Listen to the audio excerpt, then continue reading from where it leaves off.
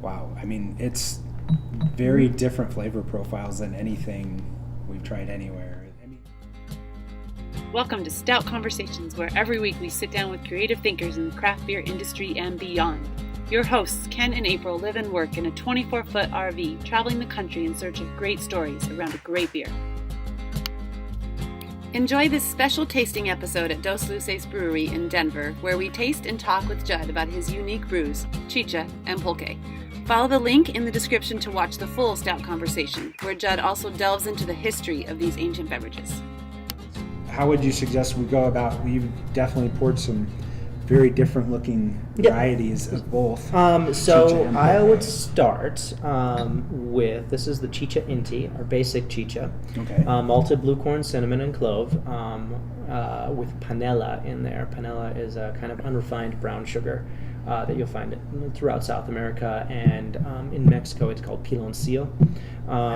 And that's a lot of words. Yeah. A lot of words that I'm not going to be good at. And we basically use that to ensure that I can always hit around 5% alcohol with this.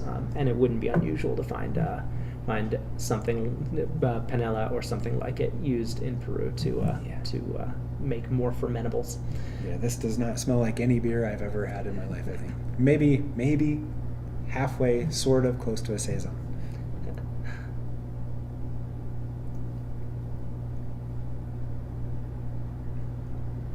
That's good. It's got. I definitely get a lot of the seasonings, like maybe a nutmeg or cinnamon in there. Cinnamon? And clove. Yep. And clove. Yep. Okay, and so that we give it that. Generally speaking, the chichas are mild. more clove forward versus the pulques are more cinnamon forward. So are the chichas typically, like, that's a fairly mild flavor? Mm-hmm. You know, it's not a big punch you in the face like a stout or a really bitter IPA or something. It's got a nice even flavor. Yep, exactly. Wait, this is going to become a standing joke with everybody eventually.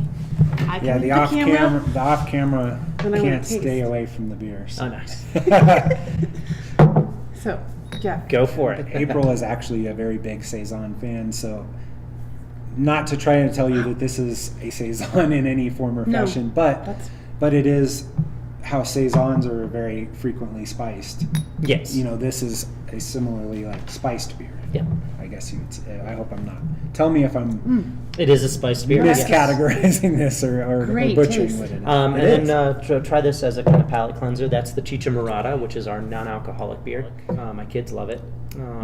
And just very similarly spiced, but Peruvian purple corn instead. So the somewhat sweet fruitiness in that is the Peruvian purple corn? Yep. Really? It's supposed to be fantastic for you. I was going to ask what fruit was in there. It's rich in antioxidants. Supposed to be like one of these cancer prevention things. Drink a glass of that per day, and you nice. will not get certain types of cancer. I can't guarantee that. But that's non-alcoholic, Yes. so you can kind of claim health benefits for that. I could, yes. Oh. It's not going to attack your liver. Next, I'd go for the Guanabana Chicha. Guanabana is a fruit. We get ours from Colombia, and it's a kind of spiky fruit, about this size, green, and similar in flavor to pineapple, but I think richer. Has a little bit of density to it. It's a nice flavor. It looks that like is a much stronger flavor than, and I don't have the names down, so you'll have to forgive me. But the first one, Inti, yep. Inti, has a very, very mellow, subtle flavor. This one is maybe a step up, and almost to me as like something that's mildly hopped in the ale world. Yep. Not bitter at all, No. but just that little bit of flavor that kicks up and I guess that would be from the spices and from that particular fruit. Yep.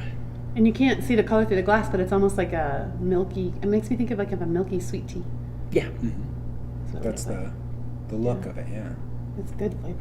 And then does this keep a similar spice profile? Yes, very similar. The chichas all the are all chichas very are going to be similar in spice? Yep, all the chichas are going to be fairly similar.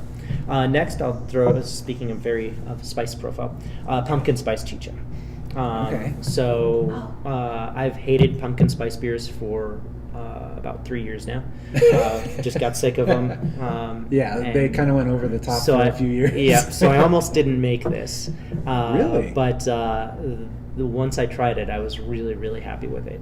We used pure pumpkin puree, and then cinnamon, clove, nutmeg, allspice, and ginger. Oh, okay. Wait, but see, I left at the wrong time because I like pumpkin. That's very good though. I mean, and you know, I mean, obviously coming from ales and lagers and pumpkin on that side of things, which is usually going to be, you know, a porter or a brown or something like that. Yep. Those fall beers have a completely this is not even in the same realm. This is a very completely different beer. Yeah, the ginger almost gives it a refreshing quality too. Oh, so there's ginger in this as well. Yeah. So yeah, that must be what I got there, because it has a nice effervescent kind of feel to it almost. Yeah. Which is really nice. And then moving on to the pulques. So we start with pulque metzli, the most basic, most simple pulque. And that is just malted blue corn, maguey sap, cinnamon, clove. I love all the spices that you use.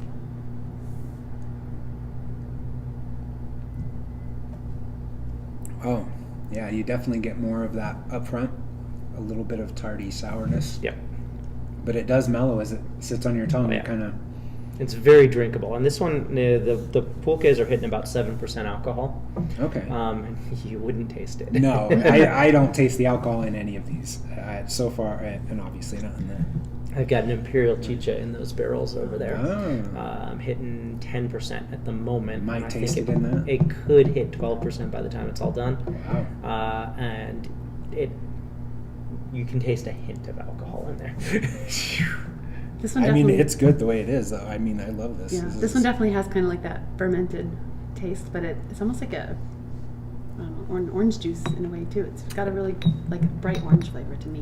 Yeah, it's got a little there's no citrus in there, but Mm-hmm. the yeast profile definitely adds that element. And unlike a lot of traditional sours, it doesn't have that.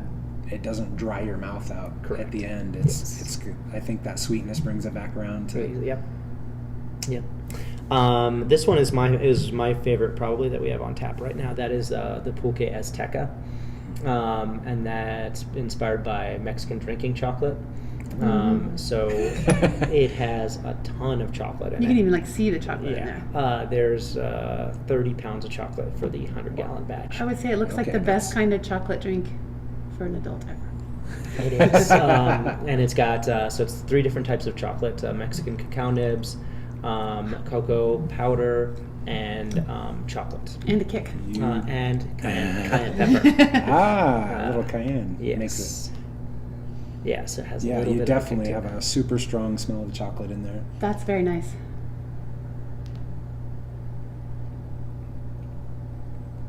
Oh yeah, that's adult hot chocolate right there. Yeah, Well, cold chocolate. cold chocolate. Not hot chocolate. It does. It probably would warm That's up. very well. nice. Have you tried? I haven't tried warming anything up, but generally speaking, I've found that carbonated beverages don't warm up well. True. But yeah, it Okay, might be but worth trying. this but this in a flask like on a mountain. That would be a nice sipper. Yeah.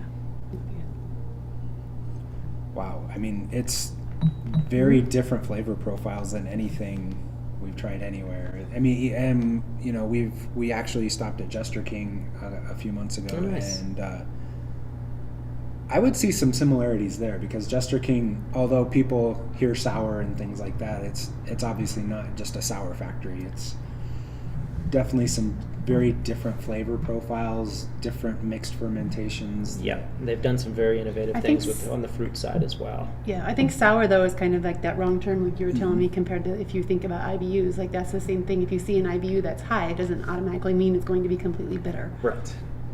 And just trying to get people away Yeah. from that thought. It's about balance. It took me a little while to get away from that thought too. Yes. Now, is the pulque similar to the chicha, where it has similar spices in them, or Yes. are there more variants on one side? Yeah, style so or the other? the chichas are going to be more clove forward, and the pulques are generally going to be more cinnamon forward. The Azteca has extra cinnamon in it as well. And are these more your standards that we tried here today? for The most part? Inti and the Metzli are standard. Okay. Everything else, well, and the Chicha Morada, everything else rotates. So we'll bring back some of the favorites. We'll probably won't bring back some others. I definitely will redo the pumpkin spice. I really am a fan of the Aztec. I'd like to do that again. With that, I think we should all grab a beverage and do a little cheers. Sounds good. You want that one? Yeah, this one looks Go good. for it. What Well, was that- this? I'm Is gonna- Inti, right? Yes. This is beautiful. I'm going for the cold chocolate. All right. Cheers. Cheers. There are new episodes with new conversations every Sunday night. Be sure to subscribe and click the little gray bell so you don't miss out. We'd love to hear from you. What's the most interesting beer you've ever had? Let us know in the comments below or follow the link in the description to leave a comment on our site.